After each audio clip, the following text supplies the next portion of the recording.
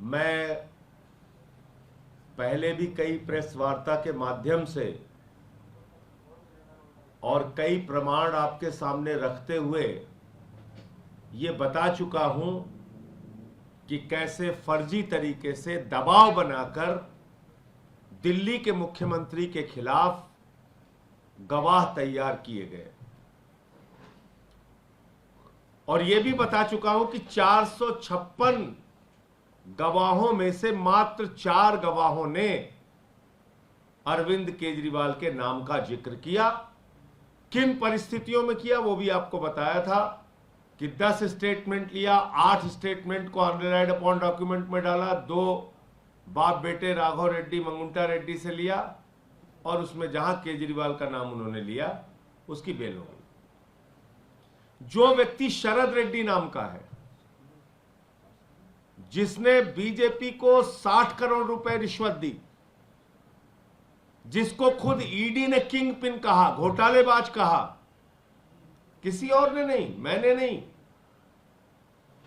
खुद ईडी ने कहा कि ये किंग पिन है, मुख्य घोटालेबाज है।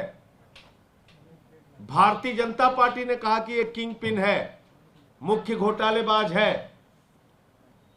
उस शरद रेड्डी को 12 बयान में 10 बयान उसने दिया, केजरीवाल का नाम नहीं लिया। अंतिम 2 बयान में जैसे ही उसने केजरीवाल का नाम लिया उसको बेल मिल गई, और सिर्फ बेल ही नहीं मिली, मई के महीने में 2023 में उसको माफी नामा भी मंजूर हो गया, यानी कि उसको माफी भी मिल गई। अब क्या हुआ? बयान तो आपने झूठे ले लिए, और उस झूठे बयान के आधार पर दिल्ली के 3 बार के निर्वाचित मुख्यमंत्री को आपने गिरफ्तार कर लिया। मजेदार बात यह है कि ईडी का सरकारी गवाह शरद रेड्डी, जिसको पहले ईडी किंग पिन कहती है, फिर सरकारी गवाह बनाती है, फिर माफीनामा देती है, कोर्ट से माफीनामा मिलता है।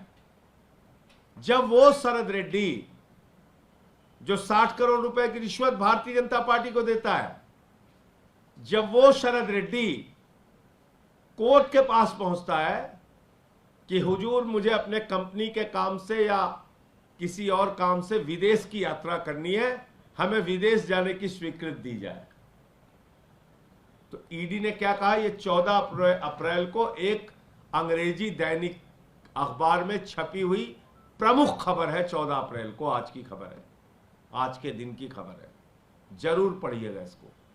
ईडी कहती है साहब ये तो हमारी इन्वेस्टिगेशन ही नहीं ज्वाइन कर रहा है,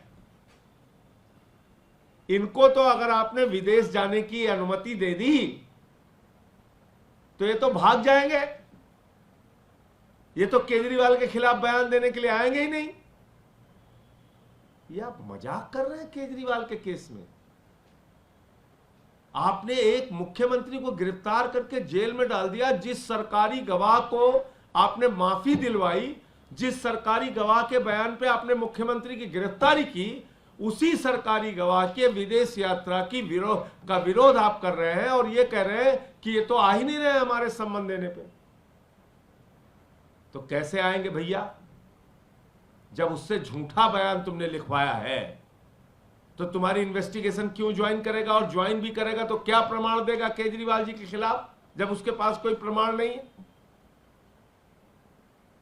तो मैं समझता हूं माननीय सर्वोच्च न्यायालय को अपनी सुनवाई के दौरान इस बात को प्रमुखता से संज्ञान में लेना चाहिए कि कैसे फर्जी बेबुनियाद मामला बनाया गया। जो आपका सरकारी गवाह, जिसको आपने खुद माफी दिलवाई कोर्ट से, उसकी विदेश यात्रा का विरोध करते हुए खुद आप लिख रहे हैं कि अगर आपने इसको विदेश भेज दिया तो ये तो वापस आएगा ही नहीं केजरीवाल के खिलाफ बयान देने के लिए।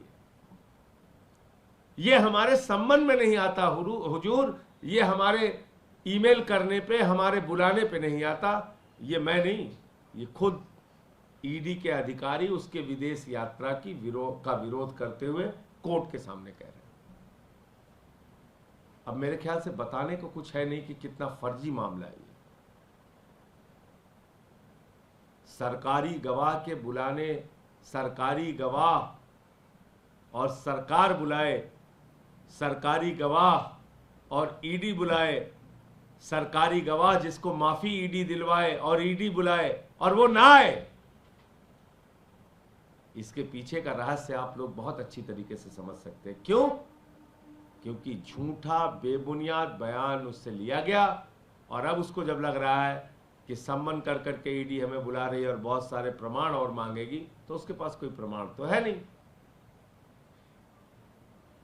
तो ईडी कह रही है भाग जाएगा और केजरीवाल के खिलाफ बयान देने के लिए आएगा नहीं।